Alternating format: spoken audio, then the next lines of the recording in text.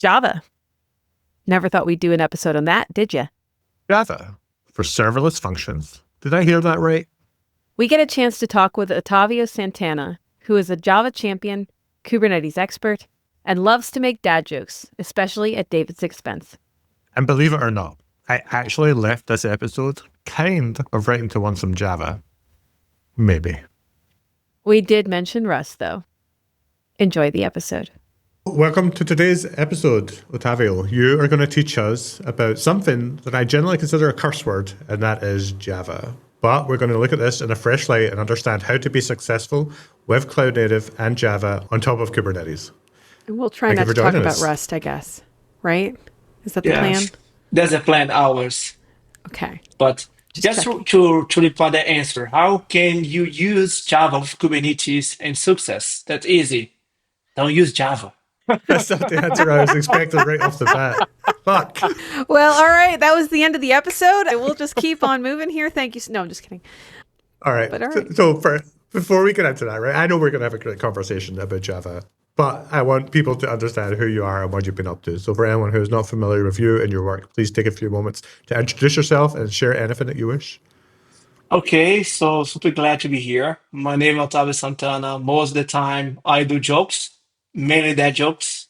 Sometimes, however, I do some code, especially around cloud native, especially because that is what I do love. Do love in the Java community is help people to engage them and move the organization forward using the most effective techniques, using the Java enterprise specifications, for example, under the Jakarta, that is under Eclipse Foundation. So my goal is basically to help Java developers and software engineers to make them more effective and take advantage of open source and naturally exploring more about the cloud native perspectives.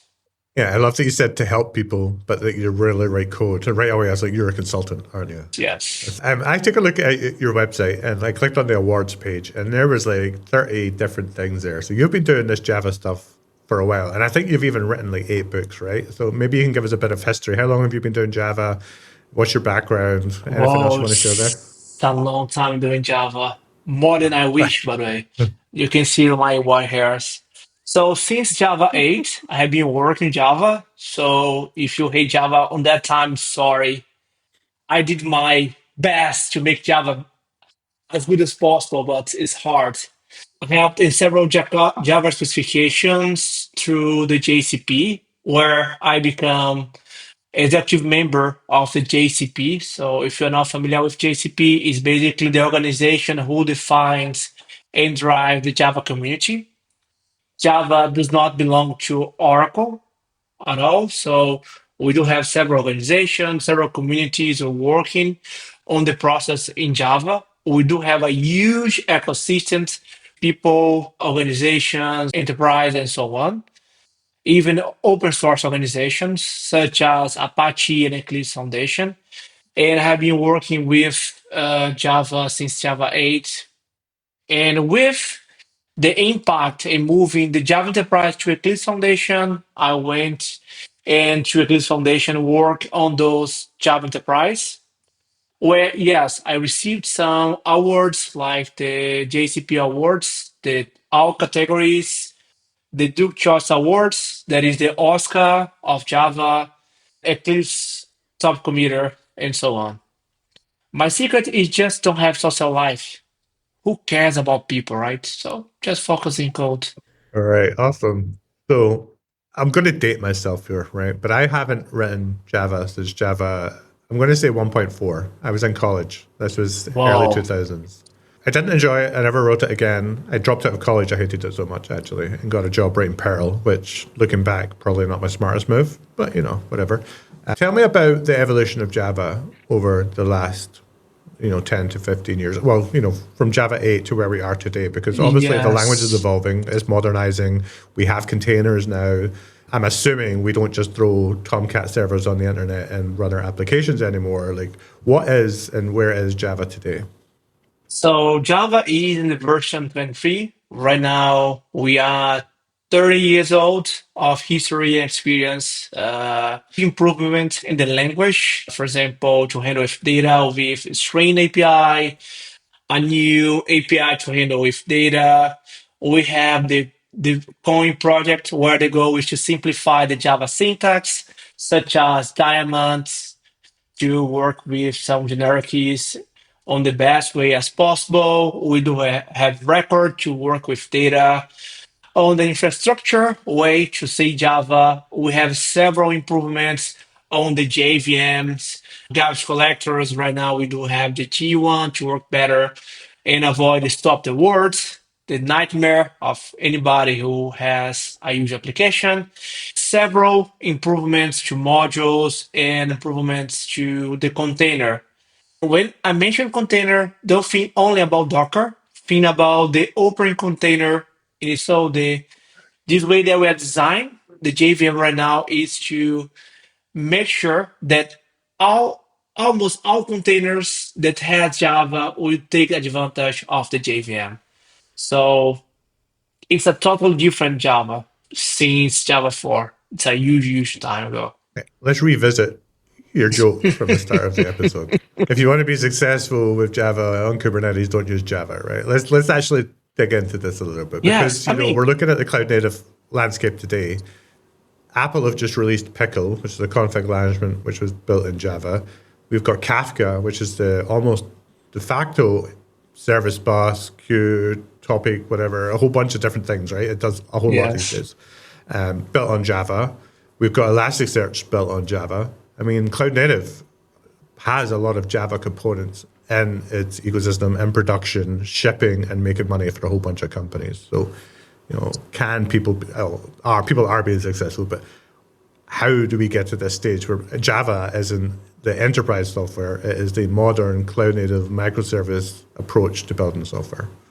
Yeah, my first advice is work to the most up-to-date JVM as possible. I know several companies try to keep on Java 8, Java 4, and so on.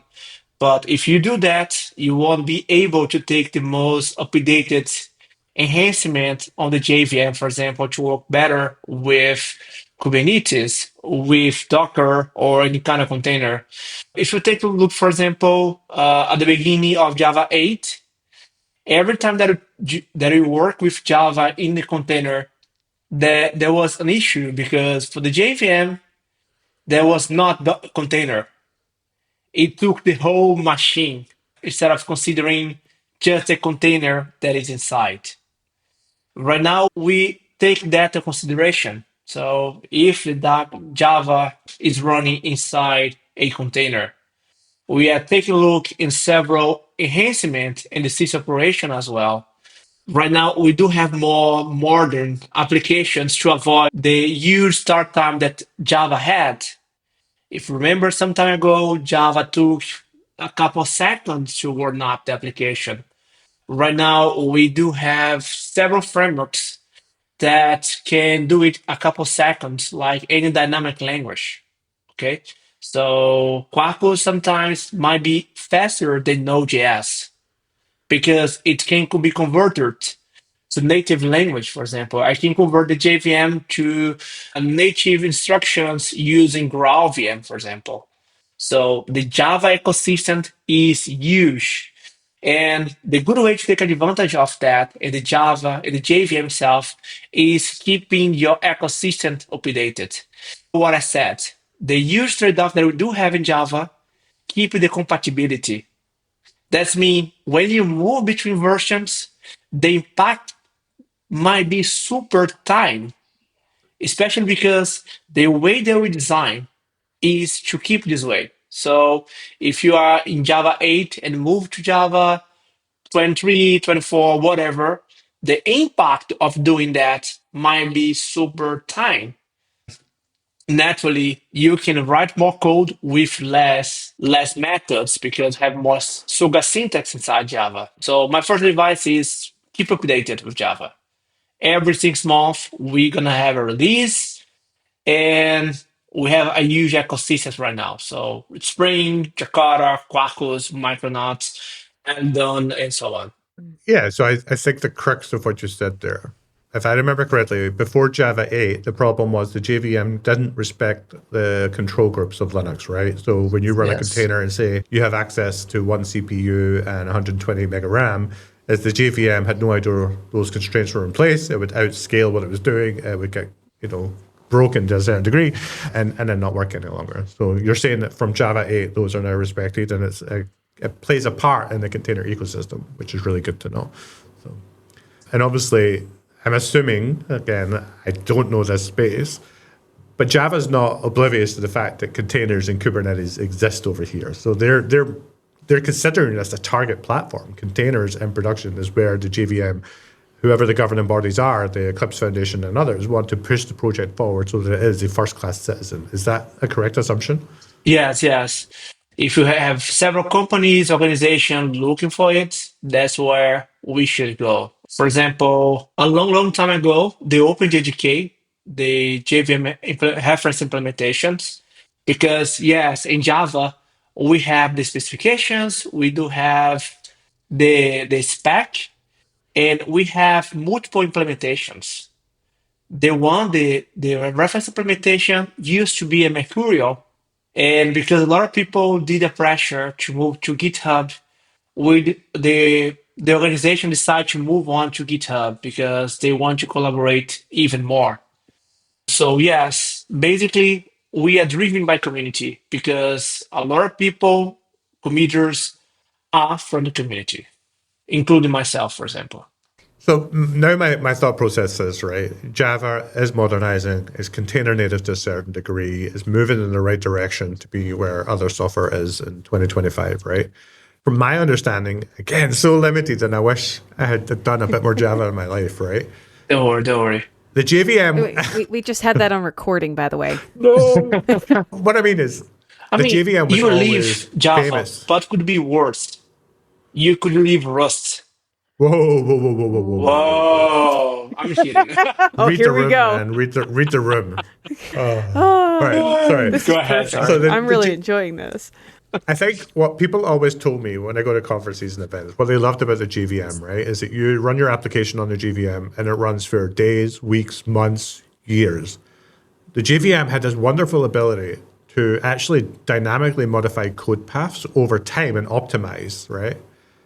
How much of that has been sacrificed in order to support ephemeral workloads in Kubernetes? Like, at what point does the JVM stop being famous for its optimization for long-running workloads and hot code paths to just being another runtime in their app? And there's nothing wrong with being another runtime. Rust is just another runtime. Go is just another runtime. There's nothing special about them. But the JVM was always special in that it was enterprise. It was mainframey. It did optimizations. And this is now going away. What's your thoughts on the trade-offs that are being made? That's the beauty of Java. As I mentioned before, we do have multiple JVMs. And that means we can have specialized JVMs to each scenario. For example, Azure, they have several JVMs that includes one specialized to run in containers. We also have, for example, GraalVM that can convert your code to native. It's super doable to use as native. For example, if I want to use serverless, I don't need to have garbage collector on that situation, right? I'm gonna up the application, run and kill the application.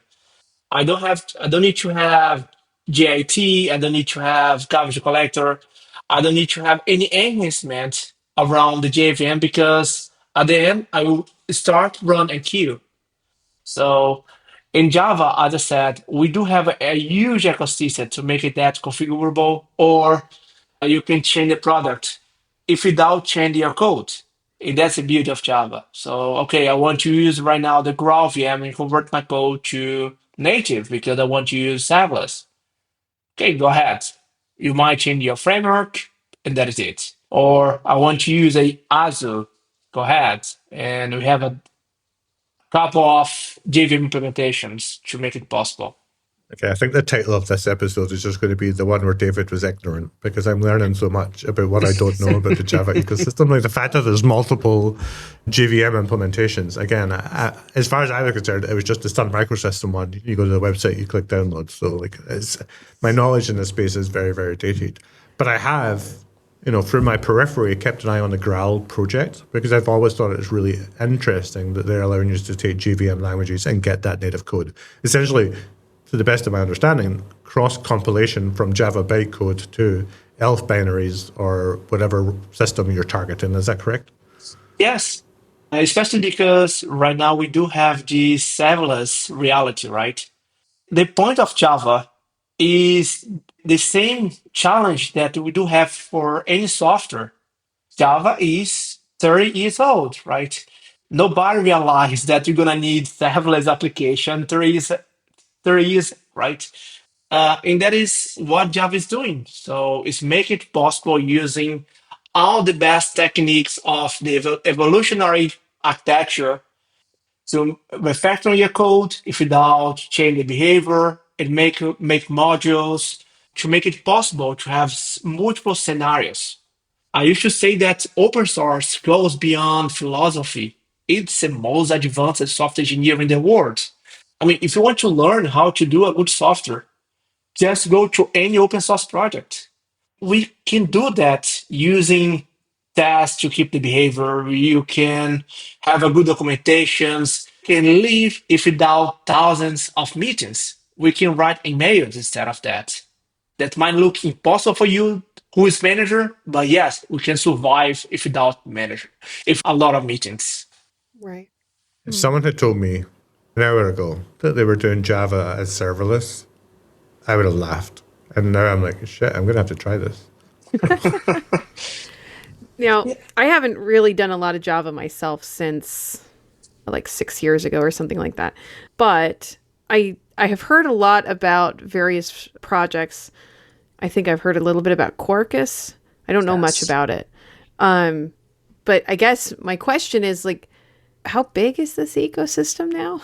Like, I kind of am in the same spot as David in that I don't know a ton about it, but I've heard a lot of various bits and pieces here and there. Wow. So, like, is it like there's hundreds of thousands of options, or are we talking really there's only like 2 or 3 that you probably should explore first before diving into the rest of it? No, we have a huge ecosystem in Java. Quarkus is the one, for example. We do have a Spring. If you want to use, for example, more the Java Enterprise specification or Jakarta, for example, we can see Glassfish, Piranha, Helidon, OpenLiberty. It's a huge amount of implementation. If I to do a ballparking, I guess around 25, 30 ecosystems that you can use and explore. Gotcha. That makes sense. What do you Right. think is the And best one? Uh, I know, for I'm asking you sure, to name your favorite. none of those. Rust is. Oh, there we go. David thank just you, had a my big good grin. books. There we go. You knew it was coming. But I'm super rusty. So I start to doing the recursive rusty right now. There you go. Well, this was lead on to my next question, so absolutely perfect segue here, right? But I wanted to ask you a personal question. There's possibly a hard question, right? I'm assuming you're aware other languages exist, right? You probably played with It some. As does? you said, you could maybe do a little bit of Rust. I would love to know what is your draw to Java? Like when you look at all these languages and you think this is cool and this is cool, or maybe you can even share 2 other languages you think are interesting. But then at the end of the day, you are saying I like to write Java, and I'd love to know how do we sell it to the people listening to this episode? Why should they write Java? So tell me, why did you come back to it? I enjoy a lot of language. Jokes aside, I tried Rust, Kotlin, Python, and I do believe tools are tools, right? I need to use the best choice to my scenario. I really believe that. Doesn't matter how amazing Java is not religion. It's just the best option in the world, but it's not religion. All right, let me reframe that question for you then, because Sorry. you dodged it very nicely. It's supposed to be But let's serious. just There's no seriousness on this podcast. Have Okay, you so go figured ahead. that part out? It's fine. The more trolling of David we can do, the better. But Okay, I take a note on that.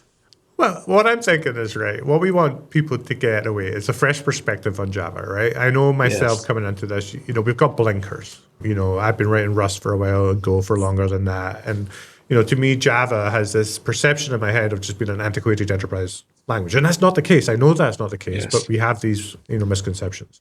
And what I want people to walk away from this episode with is, well, maybe I should give it a second look and maybe I should play with it. But the crux of the question is, they want to write cloud native microservices.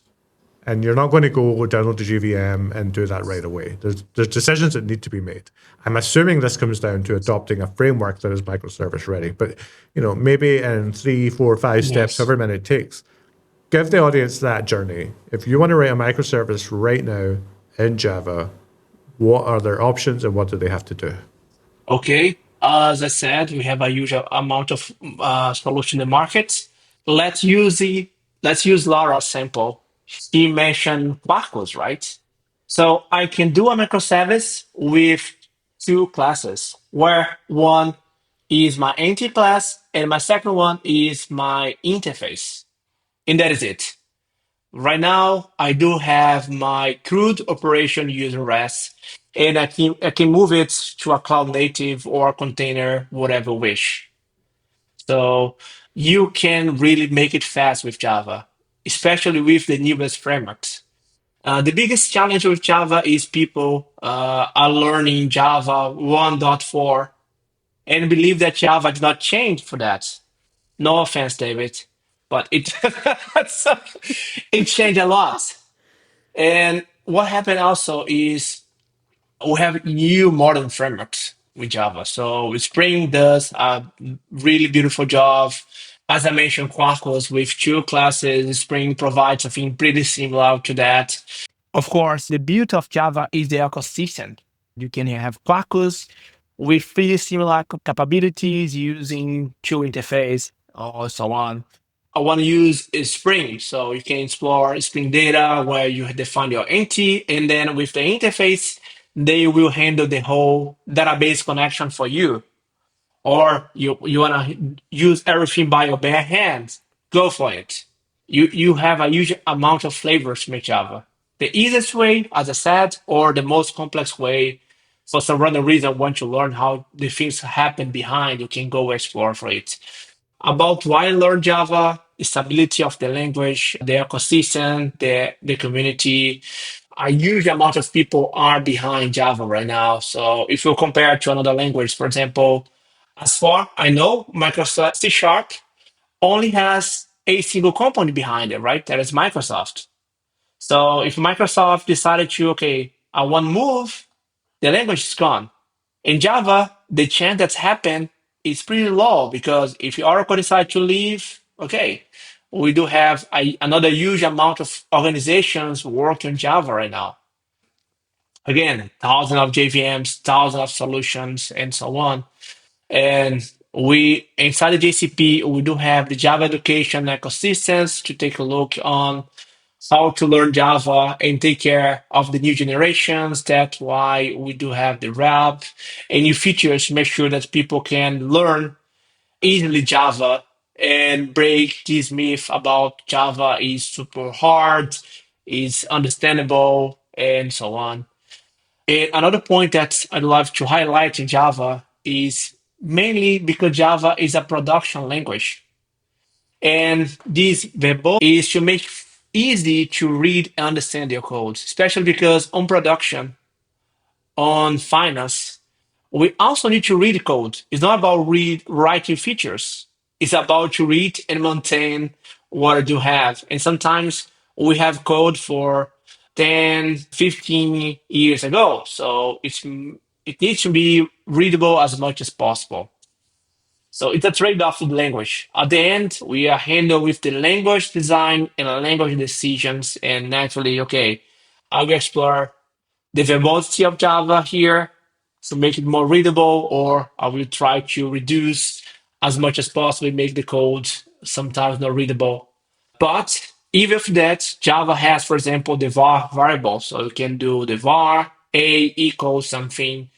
So the ecosystem Java is super driven. So come to Java. Fuck, I think I want to write some Java. All right. Do you And want to go first? every time that you download Java, the JVM right now, you will receive a wine, free wine by David. Oh, Oh, what? how about Wait, that? what's this? I guess one of my questions is, how often do you run into the misconception that Java is still all Oracle after because Sun is the Yeah. originator of Java, and everybody thinks that, oh, look, Sun got bought by Oracle, therefore Java is an Oracle thing. How often do you run into that? See the question all the time.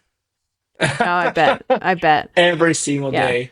Especially because if you look to another language, it's not happen more often, right? For example, Kotlin usually it has a huge community, but it's supported by a unique company. Go, if I'm not mistaken, the same. If you look into, I guess, PHP has a different approach. But in general, we do have a huge company behind with people contributing into. So naturally, the people think about, okay, it might be the same with Java, but Gotcha. not. Java has a huge JSP, Java community process, to make Hmm. sure that we do have a huge transparency on the JSR, the Java specification request, where people can vote, can review, and it does not belong only to a single company.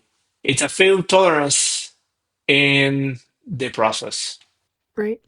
You mentioned Kotlin there.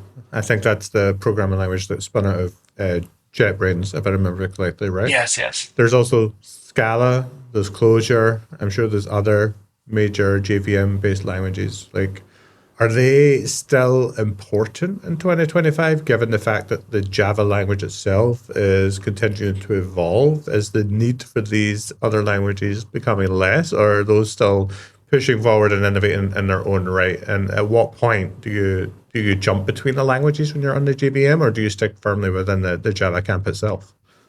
I usually stay with Java and the JVM specification, but as highlight, the JVM does not understand the Java code. The JVM understands byte. So at the end, if the language generates bytecode for Java, it doesn't matter. Okay.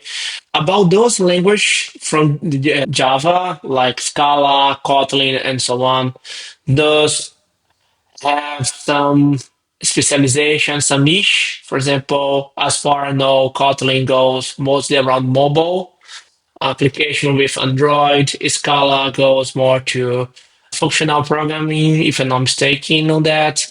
I do believe those are important and makes the Java ecosystem great.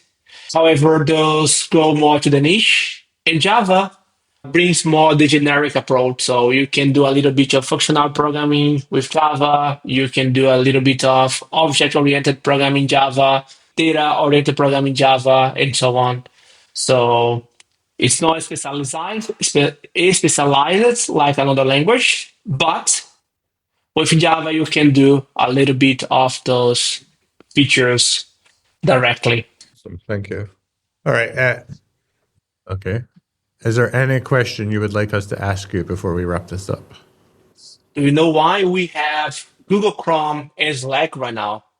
No? So To you want us prove to ask that you, so why do we have Google Chrome and Slack right now? to prove the JVM is not happy, like everybody said. Interesting. I don't get it. You All can right. elaborate if Awesome. you want. I'm really happy. This is giving me a lot of food for thought. Like I never thought I'd be considering writing any Java, but knowing that it's a language that's modernized to the point I can run it successfully in a container. I love what Apple are doing with Pickle, and I'm like, am I missing out on something by not playing with it? Like my old rusty head is going, oh, maybe I need to start poking this thing again. So So I now know. I know why you kept shoving all that Java code off onto me when we were at the same company. Yeah. Okay. I understand now. Thanks for joining us. If you want to keep up with us, consider subscribing to the podcast on your favorite podcasting app, or even go to cloudnativecampus.fm. And if you want us to talk with someone specific or cover a specific topic, reach out to us on any social media platform. Until next time, when exploring the cloud native landscape, on three. On 3. 1, 2, 3. Don't forget your Don't compass. forget your compass.